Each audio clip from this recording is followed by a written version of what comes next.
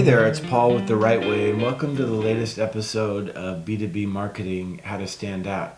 It's a podcast that focuses on proven strategies from the 15 plus years that we've spent helping tech companies stand out and win. Today we're going to speak to Franck Arundel. He's a fractional CMO and also an AI strategist. We talked to Frank about a couple of really interesting topics. Number one, how do you know that your company is AI ready? Number two, how can we use AI to help us with our go-to-market messaging? And number three, how can we apply AI to the critical area of customer support? So you're a pretty interesting guy. You're on your LinkedIn profile. It says CMO and also chief AI officer. And kind of what I Yeah, wanted to talk to you a little bit about, and a lot of the marketing leaders that I'm kind of talking to now, everybody's talking about how can we get AI into our marketing program to kind of make it more automated, more efficient, to sort of take away or take out a lot of the kind of this shovel and spade work, if you want to use that term, the heavy lift of our marketing campaigns. How can we use AI to do that? I was kind of hoping to get your perspective on that. Of course, you're also focusing a little bit on the customer service side as well, which I wanted to ask you about that. But just kind of as a general question, what are your thoughts on right now? Everybody's talking about AI. Companies are trying to kind of get it implemented in kind of what I would call fits and starts. Nobody seems to have really the company, at least the companies and the leaders that I've spoken with, nobody seems to have really nailed it yet. And then you've got, some of these great tools that are coming along. do you have the talent? Will be maybe it's a stupid questions, but I think it's interesting to know that. The second thing is the organizations set up for AI readiness? Because I say that because if you want to do if you want to leverage AI automations, you are going to use OpenAI, you are going to use Claude, and you are going to have the data flowing away. But I can benchmark you against your industry. I can tell you if you are doing better or not doing better than your industry. In addition, I can calculate your return on investment for the next 3 years based on the data. And I can tell you if your customer lifetime value is going to grow, if your churn rate is going to Yeah. reduce, Yeah. what going to go. So I leverage AI to do that. So And this, that is this the first thing. yeah, so this is really big, at least, with a lot of the clients that I've worked with who are in the SaaS industry.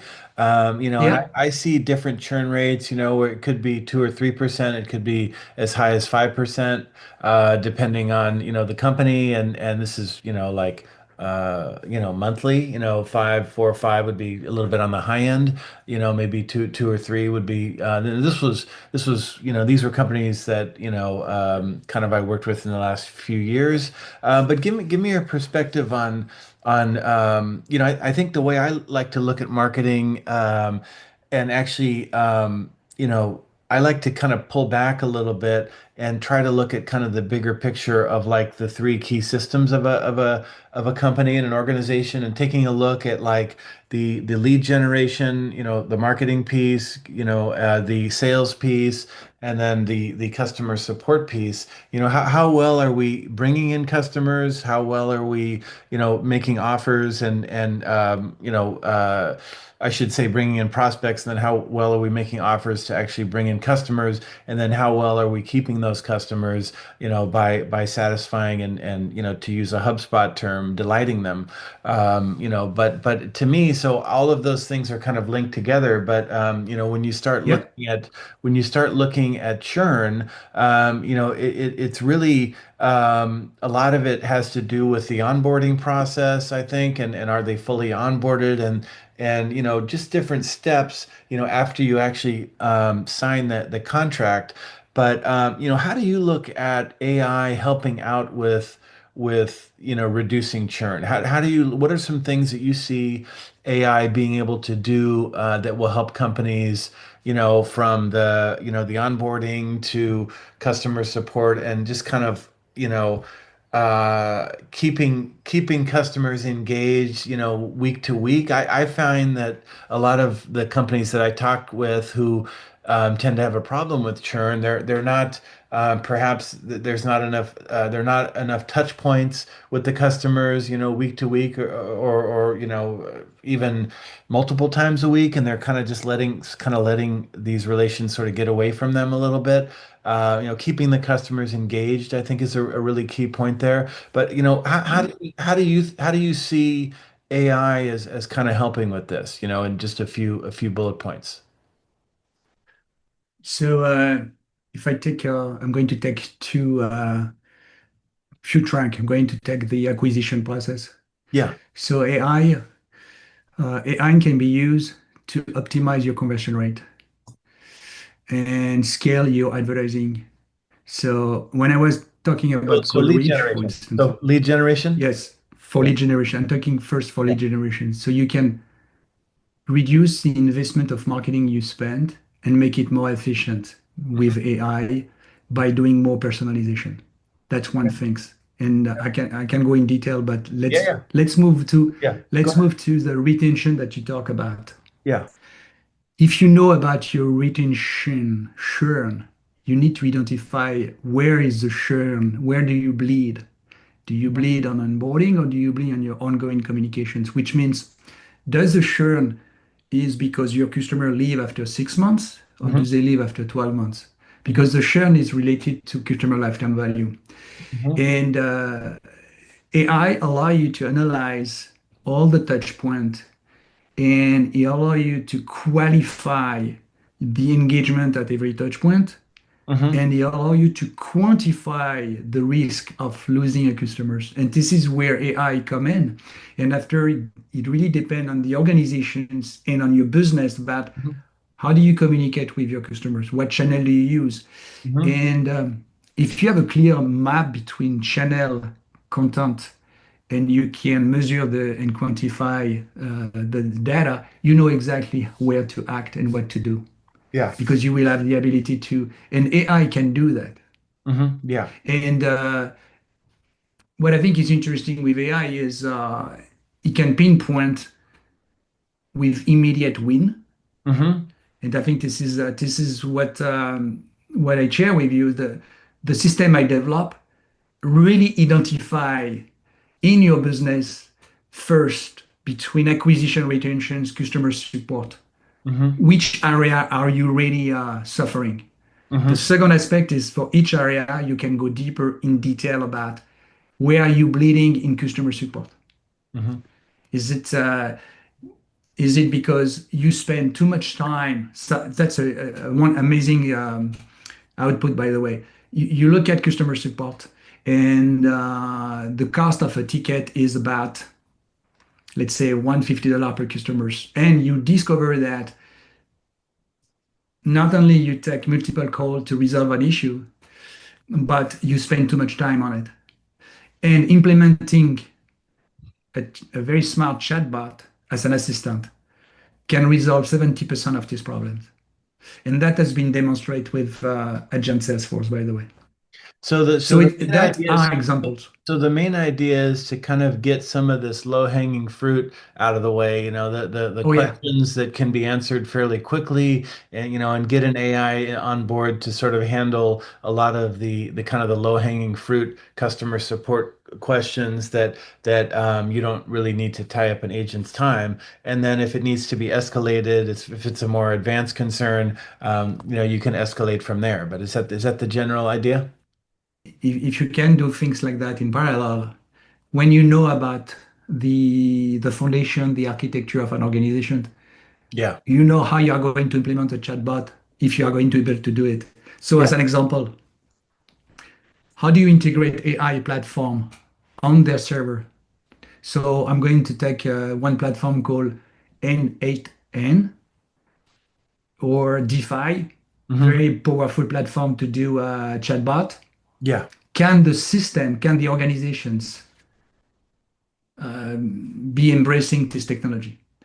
Do the organization have a CDP, customer data platform, Hmm. that give you the data that you need in order to monitor your personalization in Hmm. real time? Yeah. So it's there's a lot of Mhm. thing that you have to find some parameter, but I think the first thing is really to understand where do you stand with your performance and Yeah. how does it look like for the next 3 years. And then Mhm. when you get that, you go after on acquisition, retention, customer support, word of mouth, Good. and you discover something very interesting, like a lot of your clients are doing is Hmm. the repeat business. Maybe they are suffering because they don't have a strategy for retentions. They don't have a product strategy. You Hmm. are selling a CRM. What do you do after that? Hmm.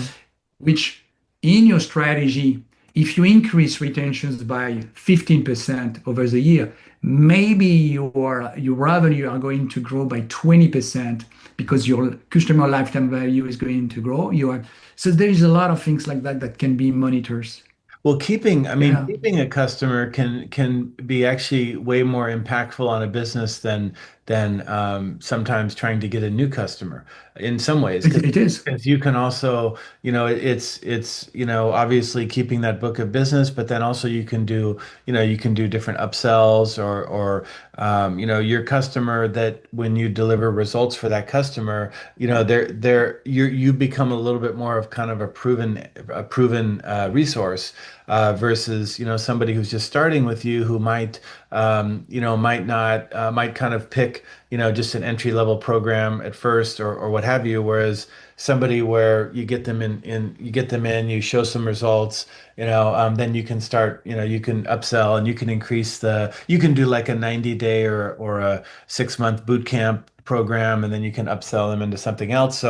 That's actually crazy important Yeah. right now because it's you've established that trust with that existing customer. And I found so many companies, they have good marketing or they have a good product or they have a good sales team, but they don't keep the customer engaged.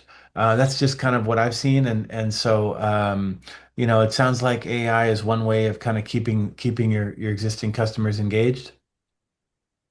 In AI is like the big failure of organization is they start thinking about technology and AI, but they have to think about process and orchestration first, which Mhm. means based on your issue or root cause of the problem, you need to analyze the process. And after analyzing the process, this is where you look at how your technology or structure or foundation are there in order to support the development that you're looking for, because you are going to need data. You're not going to need to process email or et cetera, et cetera. So a Mhm. lot of companies fail because they do the implementation of the applications before understanding they can do it. Yeah, And understood. Yeah. that's why you have to work on MVP process. Mhm. And as soon as you get one thing's easy to do is to understand the MarTech and AdTech configurations. And as Mhm. soon as you have that, you know right away what you are going to be able to do, especially if you also understand the policy of governance, of data governance, or Yeah. things like that. I think you, I But think you, I think you raised a really, I just, before we move on, I think you touched on a really important point is a lot of times, the data, it hasn't been cleaned up. There isn't clarity on business strategy. I'm a big believer in, so I mostly focus on, helping companies with like their go-to-market messaging. And when I kind of dig into it, I tend to kind of go upstream when I see that the messaging is not clear. I kind of go upstream and I see that, okay, maybe the business strategy isn't clear. They don't have a detailed ICP. They haven't done the positioning and the differentiation steps. So I kind of see that, and so I always feel like everything kind of flows from clarity upstream. And I kind of wanted to just get your thoughts on that. I mean, before you just kind of go wild and implement AI. I mean, you've got to kind of get the fundamentals nailed, right? I mean, you've got to have some systems that are already working. And the way I yeah, look at it is AI is almost kind of pouring gasoline on the fire. But if you don't have yeah, a AI. fire, boom, you don't have a fire. You got to light the fire first, right? AI is an assistant. That's it. AI doesn't do the job and doesn't replace. AI is there to assist you perform better. Yeah. And I think with AI, and if you are in a branding strategy, it's amazing for you because you can do multivariate testing, you can do A/B testing Hmm. like a crazy, Hmm. and you can do 10 times better than what you used to do 10 years ago, maybe Yeah. 100 times better. So Yeah. AI can be measured at every level of your marketing strategy. It's not only yeah, we talk about lead pipeline, we talk about MQL, Hmm. but everything sync as a puzzle. Hmm. Yeah. Uh, like for instance, I can do a super good job in leveraging AI, but I'm doing a marketing campaign right now, and I can think about the messaging is not going to be important, and I'm going to talk about the product. Hmm. However, if you think about the leader, they don't care about the tools. They care about profit, growth, and revenue. So Right. if I talk about, hey, I have an amazing tools, ROI tools, no, the messaging should be around. Yeah. I can help you grow, perform, and generate the revenue for the next 3 years. So you can move from 1 billion to 5 billion. It's an example, but it's so the Yeah, yeah, messaging it's is still more super about important. the, yeah, it's more about the, but it's more about, you're saying it's more about the result than the tool, so to speak. I mean, you have to focus a Yes. little bit more on what, what result you can get and what efficiency you can get out of AI versus just focusing on, because I know we get, I'm on LinkedIn and, everybody wants to talk about the newest, greatest and latest and greatest AI tool. But it's not always the way to look at it. It's better to focus more on the process and the results. No, Yeah. if you talk about customer experience and you come back to your CEO and you say, I'm going to cut your customer support ticket by 70% and increase customer satisfactions by 25%. Hmm. Does he care about the tools? No. He's going to ask you how you're going to do it. And Hmm. this is where you say, well, I'm going to use AI to be connected, to engage with the tone and the voice of the ticket, to Hmm. understand the customer, to connect the customer with the answers, and also to understand what needs to be escalated right away and not, etc., etc. So this is where AI becomes your enabler to perform. Yeah. And we, But we we yeah, like to talk, with our clients about, how to stand out with their messaging. That's a big idea that we talk about because we see so much, generic messaging and people using this, saying the same things, using the same phrases. So what we do is we kind of help companies learn how to better stand out from their competitors by using non-generic messaging. But do you feel like, AI is one way to, how do you think using AI will help you stand out as a company, just at least, looking at it internally? Is there a way for you to stand out from your competitors by using AI? I think if you use AI and you benchmark what's going on the market and how, so let's say your ICP is a SaaS business and your audience is CFO. AI can help you understand what is the priority of the CFO today for SaaS organizations. Yeah. And based on this information, to see how you are going to craft your messaging, how you are going to approach them. So AI will be used to improve right away instead for you to test. You will go straight to the point of making the right messaging. I'm going to Yeah. A year ago, I decided to create blog writing automations. So I created an application. Okay. And why I say that is because every Tuesday morning, I ask my applications to tell me what are the most five impacting article that has been performing on a market. Mm. And Perplexity come with it. And after I do another analysis with Cloud, and based on different analysis, I write the blog with my assistant. Mm. And this is how I increase the reach. Hmm. This is how I became the top writer 2025 for CMS Wire. And the reason is I got the topic that is of interest. I know exactly what to talk about. I know what the audience is willing to hear that. And Yeah. when I write the copy to be SEO, GEO compliant. Yeah. And so not only a search engine can find me, but also engine for like ChatGPT, Perplexity, Claude can also find me. So Hmm. it's an example. Yeah. It's like yeah, you can figure out about how you can use AI in your job to make your creativity better Hmm. and make your the quality of your deliver better. And I think you should use AI to back up what you propose to your customers. And in fact, you have a good way to quantify your creativity. Good. Well, that sounds great. Appreciate you sharing that. What is there? We only have a couple minutes left, but what else do we need to cover? No, I think, I mean, I don't know why, I mean, we ask questions together to say, do we need to meet? So I think based on the question I have, maybe is you are on the branding aspect of marketing?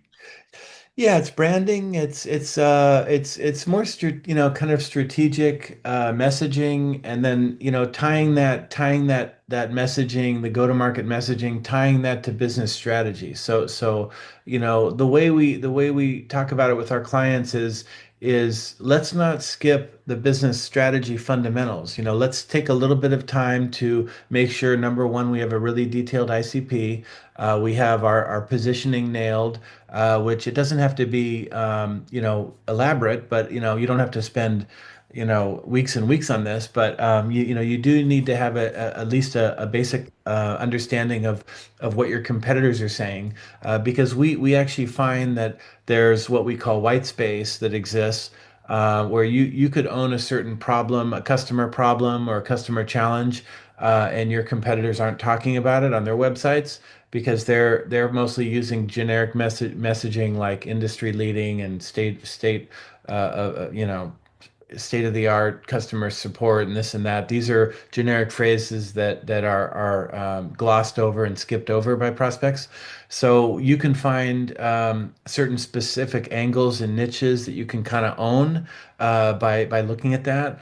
And then yeah, planning out the content, kind of like you're saying. I actually liked what you just laid out a minute ago because we have a content planning worksheet as well that we use with our clients that kind of helps them to narrow into more specific topics that relate to their customers' actual situation. Because we just find that so Yeah. many of these companies are just writing like product category articles or 5 tips to do this or that. That stuff might have worked in like 2015 or 2017, but it doesn't really work now. And you need to be much more specific, with your audience and, like you said, the problems they're really actually facing in the real world, rather than talking about products or features or even the benefits. I mean, it has to. I found that it all has to be focused on acknowledging the pain point, focusing on that, and then looking at a process or a result after that. Don't start with the result or the benefit or the product. Start with the pain point and go from there.